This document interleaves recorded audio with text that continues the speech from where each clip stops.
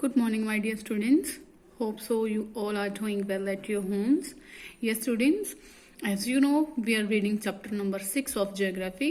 Okay, what is the name of our chapter? That is the major landforms of the earth. Okay, so students, last time we have learned about the uses of the mountains, that how are mountains useful for us. Okay, so mountains are very useful to us because these are storehouse of water.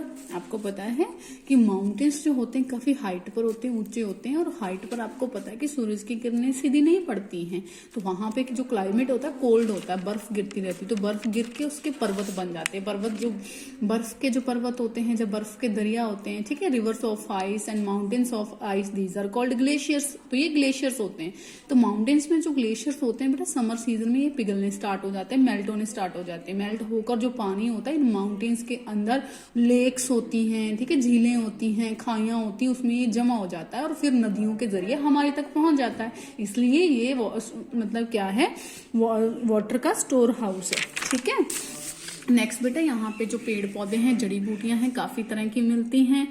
ठीक है, और आज students हम करेंगे plateaus के बारे में, यानी कि जो सेकंड लैंडफॉर्म है हमारे अर्थ की, उसका नेम है प्लेटूज। ठीक है स्टूडेंट्स, प्लेटूज क्या होते हैं, जैसे कि ये देखो, ये आपको जो नजर आ रहा है ये प्लेटू है। प्लेटू क्या होता है बेटा, ये माउंटेन्स की तरह नहीं होते हैं। ठीक है, मतलब जैसे माउंटेन्स की जो शेप होती है कॉनिकल शेप होती है, लाइक दिस। ये जो है ना, ये देखो वोल्केनिक माउंटेन्स आपको नजर आ रहे हैं। ठीक है, ऐसे कोन के शेप में होते हैं, लेकिन जो प्लेटूस होते हैं ना बेटा, ये इस शेप में होते हैं, इस शेप में ऐसे होते हैं। ठीक है, टेबल लैंड की तरह।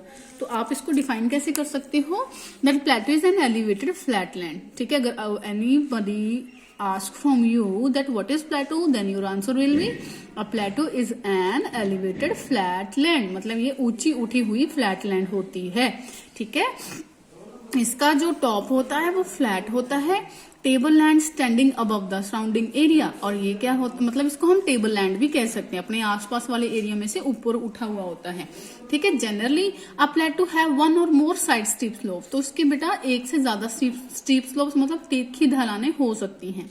जो प्लेटूज की हाइट होती है वो वेरियस होती है, यानी कि ये फ्यू 100 मीटर से फ्यू 1000 मीटर तक की हो सकती है। ठीक है, जैसे कि देखो बेटा, हमारे इंडिया में जो सेंट्रल इंडिया में जो डिकेन प्लेटू है इंडिया का, वो सबसे ओल्डेस्ट प्लेटू है। ठीक है, जैसे कि जो the East African plateau in Kenya, Tanzania, Uganda and Western plateau of Australia are examples of old plateaus. ठीक है, ये सभी प्लेटूज की एग्जाम्पल्स हैं। आगे देखो बेटा, हमारे वर्ल्ड का सबसे हाईएस्ट प्लेटू कौन सा है, दिस इज तिब्बत प्लेटू, जिसकी हाइट कितनी है 4000 to 600 मीटर्स। ठीक है बेटा, जैसे देखो हमारे वर्ल्ड के हाईएस्ट माउंटेन्स कौन से हैं, दिस इज माउंट एवरेस्ट। ठीक है, वैसे ही हमारे वर्ल्ड का हाईएस्ट प्लेटू कौन सा है बेटा, दिस इज द तिब्बत प्लेटू।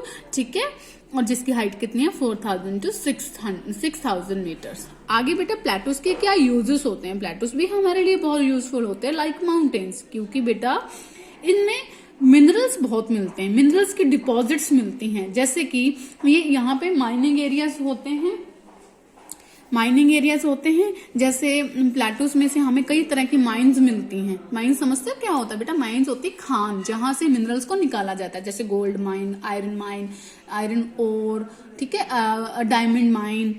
तो बेटा ये देखो, ये in India huge reserves of coal, iron, manganese found in Chota Nagpur प्लेटू। जो छोटा नागपुर प्लेटू है वहां पे हमें गोल्ड, आयरन मिलता है, कोल मिलता है, ठीक है, मैग्नीज मिलता है।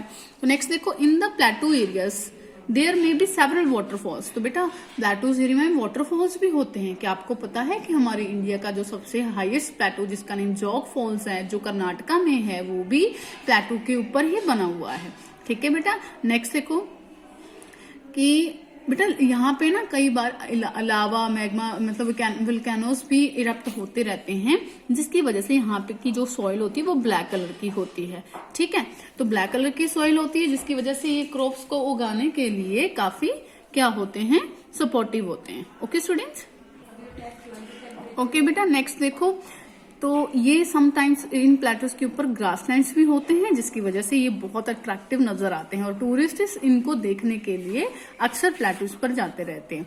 नेक्स्ट स्टूडेंट्स, नेक्स्ट जो हमारी थर्ड लैंडफॉर्म है वो है प्लेन्स। ओके, प्लेन्स से हम फेमिलियर हैं कैसे? क्योंकि हम ऑलरेडी किस में रहते हैं? प्लेन्स एरिया में रहते हैं। ओके, जिस प्लेन एरियाज में हम रहते हैं उनको नॉर्दर्न प्लेन्स कहा जाता है, जैसे कि पंजाब, हरियाणा, उत्तर प्रदेश, बिहार, इन सब एरिया को नॉर्दर्न प्लेन्स कहा जाता है। स्टूडेंट्स, जो प्लेन्स होते क्या है, आप इसको डिफाइन कैसे कर सकते हो? That plains are large stretches of flat land. Stretches मतलब पट्टियां, ठीक है, मतलब पार्ट्स। तो प्लेन्स जो होते हैं ये लार्ज स्ट्रेचेस होते हैं फ्लैट लैंड के, ठीक है। तो ये 200 मीटर से ज्यादा ऊंचे नहीं होते हैं। जो प्लेन्स होते हैं बिल्कुल लेवल होते हैं, मीन्स पद्धर होते हैं एकदम। अदर्स में बी स्लाइटली रोलिंग अनडेल्टिंग, और कई प्लेन्स तो थोड़े अनडेल्टिंग मतलब उबड़ खाबड़ जैसे भी हो सकते हैं, ठीक है। तो plains are mostly found by rivers. आपको पता है ये प्लेन्स बनते कैसे हैं? बेटा देखो, जैसे पहाड़ों से नदियों का पानी आता है, तो ये जो पानी होता है पहाड़ों को कई बार माउंटेन्स को इरोड करता हुआ आता है, उनको काटता हुआ आता है, जिसकी वजह से कुछ मिट्टी सेडिमेंट्स पानी के साथ ही आते हैं, और वो पानी के साथ लाई गई मिट्टी फिर लो लेइंग एरियाज में से बिछा देता है पानी, जिसकी वजह से ये क्या बन जाते हैं? प्लेन्स बन जाते हैं, ठीक है बेटा। मतलब प्लेन्स कैसे बनते हैं? जब पानी जो होता है डिपॉजिट करता है अपने लोड को स्लिट को, सैंड को, स्टोन्स को क्या कर देता है? डिपॉजिट कर देता है। तो फिर इसी डिपोजिशन की वजह से हमारे प्लेन्स बन जाते हैं। ओके, नेक्स्ट देखो, generally plains are very fertile. आपको पता है जो प्लेन्स होते हैं फर्टाइल क्यों होते हैं?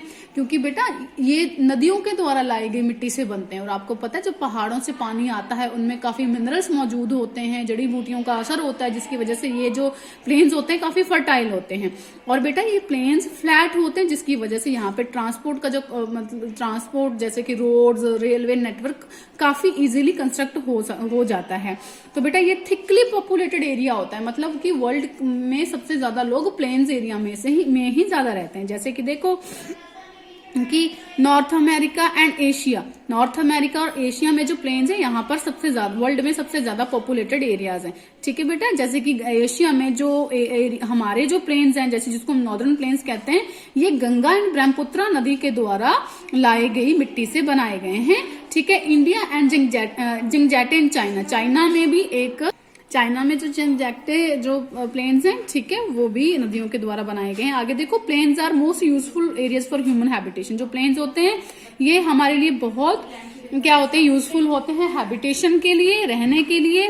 और ज्यादातर यहाँ पे लोग क्यों कॉन्सेंट्रेट करते हैं? क्योंकि बिल्डिंग्स को बनाना, एग्रीकल्चर को करना बहुत ईजी होता है। ओके बेटा, नेक्स्ट बेटा हम बात करते हैं कि लैंडफॉर्म्स एंड द पीपल, कि हम लैंडफॉर्म्स के साथ कैसे इंटरेक्ट करते हैं और इनसे हमें कई बार क्या खतरे भी हो सकते हैं, या हमसे इनको क्या खतरे हो सकते हैं। बेटा देखो, 2 टाइप्स की बात है यहाँ पे। फर्स्टली तो हम बात करते हैं नेचुरल क्लैमिटीज की, कि सम टाइम इन लैंडफॉर्म्स के ऊपर कुछ नेचुरल क्लैमिटीज आ जाती हैं, जैसे अर्थक्वेक आ जाता है, स्ट्रोम आ जाते हैं, वोल्केनिक इरप्शन हो जाता है, फ्लड्स आ जाते हैं, जिसकी वजह से क्या हो जाता है कि हमारे लैंडफॉर्म्स को नुकसान पहुंचता है। लेकिन उससे भी एक और चीज होती है कि हमसे इनको क्या नुकसान होता है, कि हम क्या करते हैं, सम टाइम ह्यूमन बींग्स क्या करते हैं, एग्रीकल्चर लैंड को हासिल करने के लिए, या फैक्ट्रीज लगाने के लिए, इंडस्ट्रियलाइजेशन करने के लिए, अर्बनाइजेशन करने के लिए वो ट्रीज को कट करना स्टार्ट कर देते हैं। और लैंड जो मतलब ट्रीज को कट कर दिया, जो लैंड होती फिर उसका इरप्शन होना शुरू हो जाता है, उसको वो डिग्रेड होना शुरू हो जाती है, ठीक है बेटा।